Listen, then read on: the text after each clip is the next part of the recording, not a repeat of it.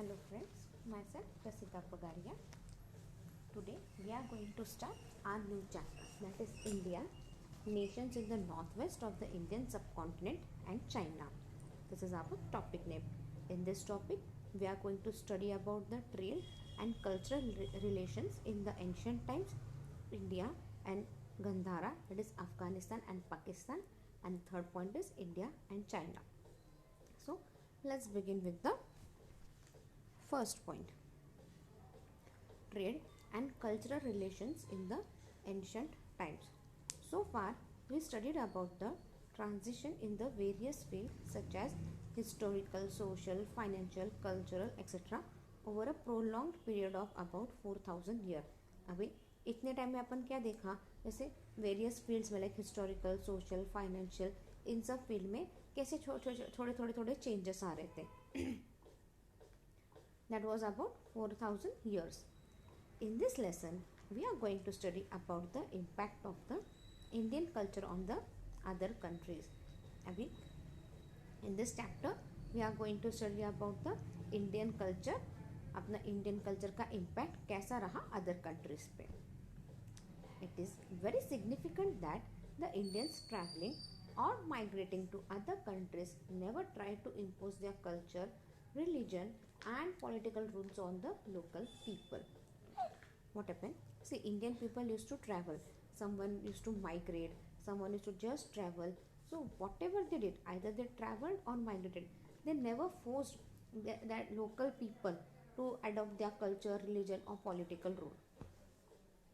Wherever they went, they had cultural contact and exchange with the native people, and it resulted in the enrichment of the native culture. Now, wherever these Indians went, they had a cultural contact and exchange with the native people, and it resulted into enrichment of the native culture. तो क्या हुआ, जहाँ जहाँ पे ये Indian गए वहाँ वहाँ पे क्या उन्होंने अपना कल्चरल कॉन्टैक्ट बनाया, एक्सचेंज किया अपने ideas, views, and same thing natives के भी कल्चर उन्होंने देखे किए. इससे क्या हो गया, दोनों के कल्चर फ्लरिश हो गए. The spread of Indian culture is the nations lying beyond the Hindu Kush mountains was mainly a result of the spread of Buddhist religion. अभी जो Indian culture था in the nation lying beyond, अब ये Hindu Kush mountain क्या दिशा था, Himalayan ranges. फिलहाल right now it might be some Himalayan ranges के उधर है, वहाँ पे स्प्रेड हुआ. वहाँ पे क्या था, वहाँ पे क्या स्प्रेड हुआ, it was a Buddhist religion. Buddhist religion क्या हुआ, it spreaded beyond the Hindu Kush mountain. Hindu Kush mountains हैं, उसके beyond our culture, specially this Buddhist religion spreaded over. The Indian trade with distance land is mentioned in the text like कथसर तसागरा.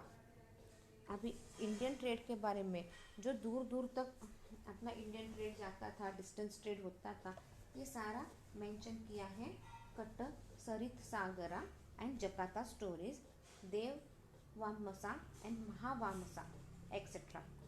This text narrate many stories of the sea traveler and adventures of the Indian merchants. अब ये text क्या है, ये text अपने को इन text के through we get many information about the sea travelers and the Indian and the adventurers of the Indian merchants. Like in सब टेक्स्ट पे ना स्टोरीज लिखी है. ये स्टोरीज किसके बारे में, it's all about the stories of the sea travelers and the Indian merchants. The Sangam literature mentions the boat of the Yavamanas who bought gold and carried back black paper in exchange. अब ये संगम literature है, इसमें क्या लिखा है, एक boats where boats आते थे, उसके अंदर गोल्ड आता था, और उस गोल्ड के अपन गोल्ड लेके we used to give black pepper in exchange. There are number of inscriptions reported from the western part of Maharashtra that mention the donations given by Yavanas. अब और बहुत से इंस्क्रिप्शन है जो अपने को बोलते हैं कि वेस्टर्न पार्ट ऑफ महाराष्ट्र को बहुत सा donation was given by Yavanas. Opir, a port city, is mentioned in the Old Testament Bible, which is supposed to be referring to Sopara near Mumbai. ये ओपर क्या है, ये एक पोर्ट सिटी है जो ओल्ड टेस्टामेंट है, बाइबल में है, which is suppose to be the refer to Mumbai के उधर कुछ तो आता है ये। The Indian teak wood and the Himalayan cedar timber was in demand in Babylon. अभी India is well known for teakwood, right? And the Himalayan cedar timber. India में ये दो चीज़ बहुत फेमस थी और इनका डिमांड बहुत ज़्यादा था का बेबीलोन में। So the Indian teakwood and the Himalayan cedar timber was in demand in Babylon. Beside the timber, commodities like sandalwood, ivory, tortoise shell, monkey, peacock, pearl, precious and semi-precious stone such as black pepper, cinnamon and incense were also exported from India. अब India से क्या क्या चीज़ export होती थी? Sandalwood, peacock, monkey, tortoise shell, pearl, semi precious stone, black pepper, अपने spices, ये सब क्या होते थे? All this things use to be exported from India. A sailor handbook of a sea traveller is known as Periplus of Erythraean Sea. अब sailor handbook था of a sea traveller. अब ये सेलर का हैंडबुक था जो सी traveller करते थे, उनको they are known as Periplus of Erythraean Sea. The ancient port cities like Bharuch, Sopara, Kalyan etcetera are mentioned in this Periplus. अभी जो एंशंट पोर्ट थे, ancient port cities like Bharuch, Sopara, Kalyan etcetera, इन सब का मेंशन हुआ है इस पेरिप्लस में. Also the most important trade centres like Ujjain are described in it. और जो सबसे इम्पॉर्टेंट ट्रेड सेंटर था which is Ujjain is also described in this book. Beside the Periplus, there are other texts like Geographia, written by Greek historian Strabo, then Naturalist historian by Pliny the Elder, and Geographian written by the Greek mathematician geographer Salidas Polythemy, Indica by the Greek historian Arrian, etc., which are the source of information about the Indo-Roman trade. सो अपने को Indian Roman trade के बारे में बहुत सी information मिलती है अलग अलग बुक से. The name of book and this author, everything has been written here. Periplus of Erythraean Sea mentions that Hippalus the Greek navigator had accurately traced all the port on the Erythraean Sea. अब जो Periplus of Erythraean Sea है, what he did mention that Hippalus the Greek navigator, he was a Greek navigator. He had accurately traced all the ports on the Itherian Sea. See, Itherian Sea के उधर कौन से port थे, जो भी port थे उसने एक्यूरेटली ट्रेस करके निकाले हिप्पैलस ने. In the 1st century CE, the Indo-Roman trade had begun to grow. अभी in the 1st century, what happened? The Indian-Roman trade started growing. The Silk Route and the port on the south and west coast of the India played a vital role in this trade. अभी जो silk route था and the port on the south and west coast of the India, अभी silk route and the port on the west and south and west coast of India played important role in this trade. The records of the Greek historian mention of a group of merchants who paid a visit to the court of Roman Emperor Augustus. अभी जो Greek historian है उसने mention किया कि group of merchant है जो they used to pay visit to the court of Roman emperor Augustus. The coin hoard found in Tamil Nadu had Roman gold coins in it. अभी जो कॉइन वगैरह मिले हैं तमिलनाडु में, उसके ऊपर क्या था, उसके ऊपर सारा जो लिखा था उसके सबसे क्या पता चलता है, this were Roman gold coins in it. Many of those coins show cuts taken for the purpose of ascending the gold. अभी उन गोल्ड कॉइन से क्या पता चलता है, बहुत से कॉइन है ना थोड़े से ऐसे कट किए थे ताकि गोल्ड कितना है, कितना प्योर गोल्ड है इसके बारे में पता चले. It means those coins were not in circulation as coinage but they were valued for its gold, मतलब वो क्या था, वो कॉइन क्या थे, those coins were not used in circulation but they were valued as a gold coin. It is said that Nero, the Roman emperor, had paid 1 million gold coin for a single chalice of emerald of Indian make. अभी it is said that Nero, the Roman emperor, he had paid 1 million for the chalice of emerald of Indian make. मतलब वो coin पे पूरा अच्छे से carving करके देने को सबको, he paid a 1 million to the Indian make. Pliny the Elder had expressed concern about that the Roman gold being drained into India. अब Pliny the Elder, अब Pliny ने क्या बोला है, उसने कंसर्न दिखाया जो ये रोमन गोल्ड कॉइन क्या हुआ है, ये इंडिया में आ चुका है, like it had been drained into India. He compared India to an anomalous sink draining all golds of the world. और उसने इंडिया को कंपेयर किया कि अब जो भी गोल्ड है पूरा वर्ल्ड का सब इंडिया के पास है, सब इंडिया ने ले लिया है. Strabo tells us that animals such as snake, hunting dogs, tigers, elephant, birds like parrot and peacock, things like hides and horns of rhinoceros, expensive textile, pearls, ivory and spices etc. from India were in great demand among the Roman elites. See, Strabo क्या बोलता है, animals like snake, hunting dog, tiger, elephant, ये animals, birds like peacock and parrot, और कुछ चीज़ें like hides and horns of rhinoceros, textile, expensive textile यानी silk cloth, linen, ये सारे, pearls, ivory and spices etcetera, this were in all this product from India were in great demand in the Roman market. Apart from the Roman gold coins, many other things like lead, zinc, coral, wines, olive oil were the Roman import coming to India.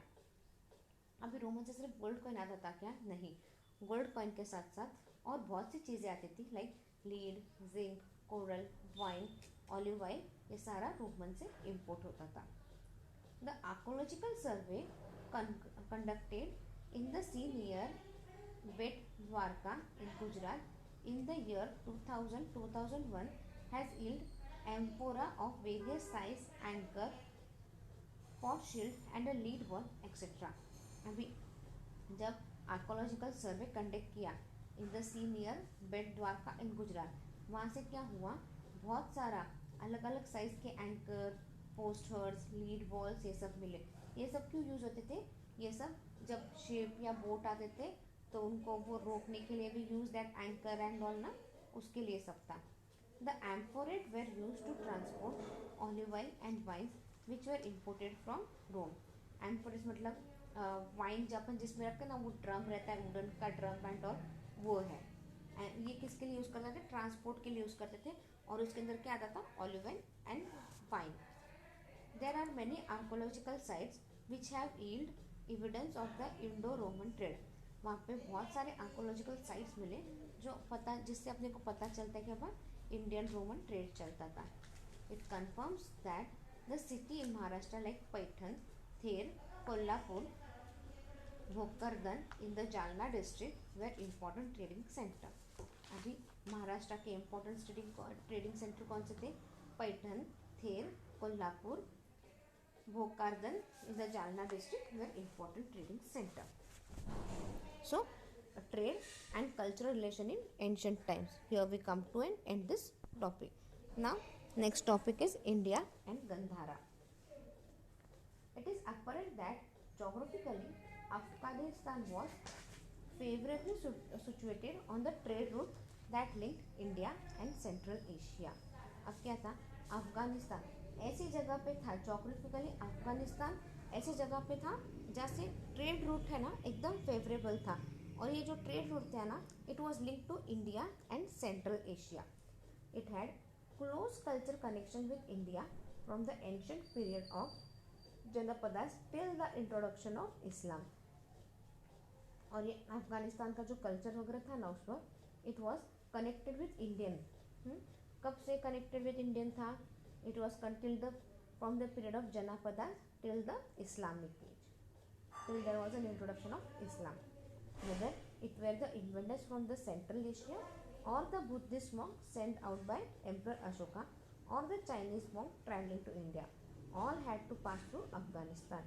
अभी आपको किधर भी जाना हो, like आपको central Asia जाना हो और if you want to travel to India from China, तो आपको अफगानिस्तान से ही पास होकर आना था. तो सी वेदर द इन्वेटर वो सेंट्रल एशिया से हो या बुद्धिस्ट मॉन्क हो, बुद्धिस्ट मॉन्क जो एम्परर अशोका ने भेजे थे टू स्प्रेड द बुद्धिज्म, और द चाइनीज मॉन्क को जो इंडिया आ रहा है, सबको अफगानिस्तान से होके ही आना है. Now first point is in that the Emperor Ashoka period. We have seen that the 13th edict of Emperor Ashoka mentions the name of Greek king who were his contemporaries. अभी अपन ने देखा कि 13th edict of Ashoka Emperor, like 13 king जो थे Ashoka emperor के, उनका नाम Greek king ने लिया था. It also mention that people excuse me it also mentions that people in their kingdom were following the path of mortality as outlined to his message of धम्मा विजया. अभी ये भी देखा कि अपन ने कि जो किंगडम है, people in the kingdom were on the path of mortality, like सच्चाई के पाथ पे चलते थे, जो मैसेज ऑफ और वो मैसेज ऑफ धम्मा विजया दे रहे थे. Among this the kingdom was included the kingdom of Kamboja in Afghanistan. अभी कौन सी किंगडम था, एक उसके अंदर ये खम्बोजा इन पाकिस्तान, ये किंगडम भी इंक्लूडेड था.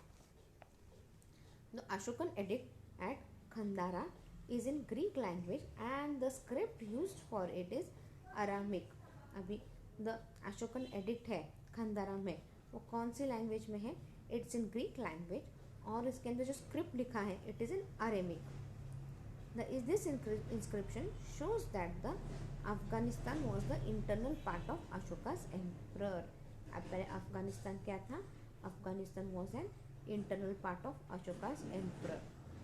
Ashoka had sent Thera Mahakanika to Kashmir and Afghanistan, and Thera Mahakatika to the Greek kingdom for spreading the teaching of Gautam Buddha.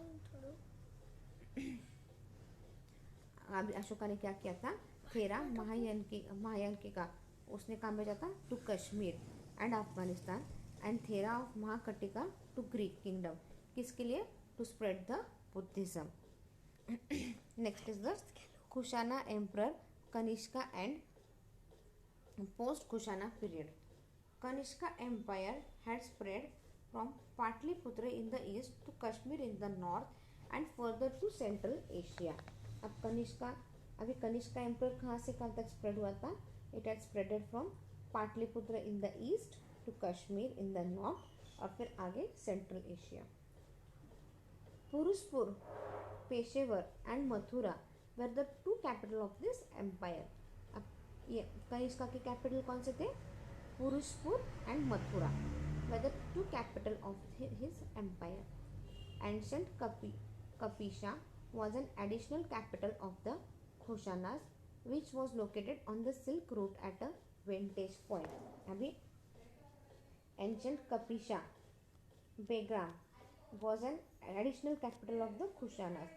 अब ये एक और कैपिटल था कुशाना का, जो कहाँ पे, जो एक इम्पोर्टेंट सिल्क रूट था और एक इम्पोर्टेंट पॉइंट था रूट, ट्रेड रूट का. The trade route from Afghanistan to China was under the rule of Kushanas. अब जो ट्रेड रूट था, the trade route which was from Afghanistan to China, it was under the rule of Kushanas. This route starting from Takshila extend further, crossing through Khyber Pass to Bamiyan in Afghanistan and from there to China through the plateau of Pamir.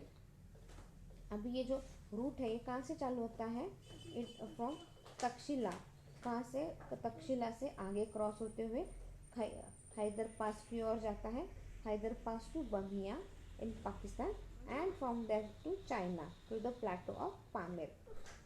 In the Kushana period, Buddhism reached China by this trade route. अभी Kushana period में क्या हुआ, Buddhism China तक कैसे गया? By following this trade route. Some of the coins of emperor Kanishka carry the image of Gautam Buddha. अभी कुछ coins थे, some of the coins of emperor Kanishka के थे जो कैरी, जो उसके ऊपर गौतम बुद्धा की इमेजेस थे। It also has a legend which read Boddo, उसके ऊपर लेजेंड भी लिखा था Boddo. This is the oldest representation of Gautam Buddha in an image for an coin.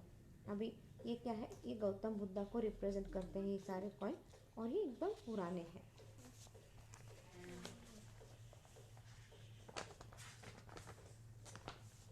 The Chinese monk like फा हेन Yuan Chuan, who traveled through India, had described the Buddhist vihara and stupas in India. अब Chinese Monks थे जो travel करते थे, like फा हेन, यूहा चैन, जो ट्रैवल करते जो इंडिया तक आए थे to spread the Buddhism vihara and stupas in India. वो आए थे, क्यों आए थे? जो बुद्धिज्म था, बुद्धिस्ट विहारास थे, स्टूपास थे। स्टूपास मतलब स्टैचू, विहारा मतलब बुद्धिस्ट की रहने की जगह, उन सबको डिस्क्राइब करने के लिए they came to India. There are numerous remains of viharas and stupas in Pakistan. बहुत सारे रिमेन्स है विहारास एंड स्टूपास के पाकिस्तान में। Among them a place called Shahji Dheri near Peshawar in Pakistan was एक्सकावेटेड। उसमें से एक जगह अपन ने एक्सकावेट करके निकाली, and that place is called as Shahji की Dheri near Peshawar which is in Pakistan. The importance of the stupa discovered at this place is underlined by the fact that it was built during Kanishka's period. अब वो जिस हिसाब से stupa मिले, this is the way they were discovered, the information, the fact we came to know, it is like it were built during the Kanishka's period. It is also known as Kanishka stupa, and it is also known as the Kanishka stupa. According to prevailing tradition, the scared remains in the box found there are of Gautam Buddha. We got some there box and all remaining scared remains in the box and all. It is found that they all belong to Gautam Buddha. The box has an inscription. It also mentions the name Agnishala, the main supervisor of building work of Kanishka Vihara in the present of Mahasena Sangrama. This box is in the Peshawar Museum at present. अभी उस box पे inscription भी लिखा था, और उस पर लिखा था इट इज़ मैंशनड एज अग्रिशाला। अग्रिशाला क्या था ये? और फिर जो सुपरवाइज बिल्डिंग करता है, and it belongs to Kanishka vihara, and it is in the present of Mahasena Sangrama. और ये बॉक्स आज आपको कहाँ देखने को मिलेगा? Today you can see this box in the Peshawar museum at present. The ancient Nagarhar, modern Hadda near Jalalabad in Pakistan, was another important center of Buddhism.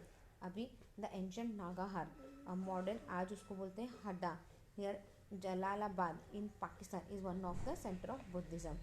There are several remains of stupas and viharas scratched over the place. अभी उधर बहुत सारे stupas and vihara के remains मिले हैं. The sculpture found around the stupas are excellent specimen of Gandhara style.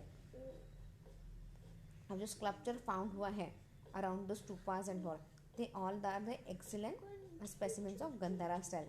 They all represents the Gandhara style.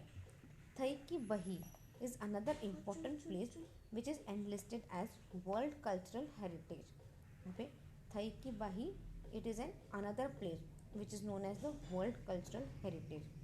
It is in the Pakun Takhawa provision of Gandhara region. It is a part of Pakistan now. आज ये part of Pakistan है. The building of the Vihara complex at Thai ki Bahi had begun in the 1st century CE. अब ये building का काम कब चालू हुआ था? 1st century में. Then the work continued till 7th century. Among the remains discovered, there are 3 stupas and another building. अभी जो रिमेन्स अपने को मिले हैं, जो अपन ने डिस्कवर किए हैं, we came to know that there are 3 stupas and other buildings over there.